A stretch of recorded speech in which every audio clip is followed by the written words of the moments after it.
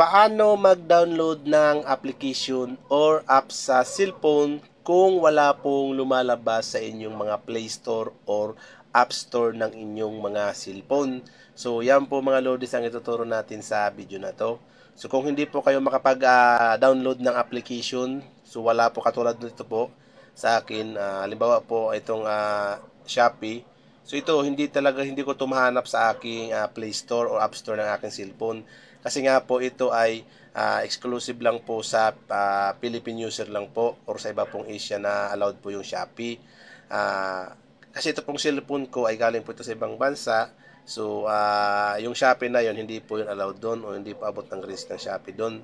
So dito sa aking Play Store pag ino-open ko siya, so pag sinearch ko po ang Shopee, bawa ganito po, search natin dyan Shopee, ayan, Shopee. So dito po, wala po siya dito. Kung mapapansin nyo dyan, ayan, looking for Shopee Philippine Shop online, ayan. This app isn't available on Google in your region. Kasi nga po yung location ng device kong ito ay nasa ibang bansa po mga lodis. So dito sa video ito tuturuan ko po kayo kung paano nyo po may download ang application. Kahit anong application po mga lodis. So, kung hindi niyo po ma-download sa inyong mga App Store or Play Store ng inyong cellphone, pwede niyo po yung i-download sa pamamagitan po nito mga lodis. Madali lang naman po ito. So i-follow niyo lang po ito. So halimbawa wala sa inyong App Store or Play Store, so ang gagawin niyo po mga lodis ay pumunta pa kayo sa browser ng inyong mga cellphone. So ang gagamitin kong browser dito ay Chrome. Pwede naman kayo magamit ng ibang browser, okay? So i-open niyo lang po katulad nito, Chrome.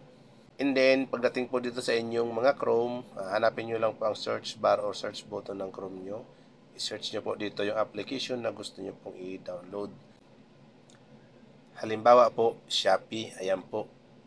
So ngayon, may mga magsasuggest po dito mga lodis.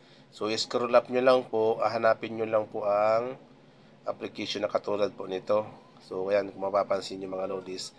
Dito, nasa Google Play siya, pero doon sa isang Google Play na naka-install sa aking device, wala siya dito. Pero dito sa browser mga lodis, ayan po, sinasuggest sa akin ng Google Play na may sa browser po, pwede po natin siya i-download. Ngayon mga lodis, so, i-click mo lang po itong install na yan, ayan. Pag click nyo po yan, lalabas na po yan mga lodis dito. Kung mapapansin nyo sa akin dito, naka-install na po ito mga lodis. Kasi nga po, ginagamit ko din itong Shopee ngayon mga lods. Kasi andito na po tayo sa Pilipinas. Okay? So, i-click nyo lang po dito yung install. Ngayon, pag na-install na po yan mga lodis, ay labas na po yan dito sa home screen ng inyong mga cellphone. So, katulad po yan mga lodis. Ayan. So, dito sa aking Play Store, so wala talaga siya dito mga lodis. Hindi siya lumalabas dito. Pero pag sa browser po, doon nyo siya dinownload. So, lalabas na po yung application at pwede nyo na po ma-download yan.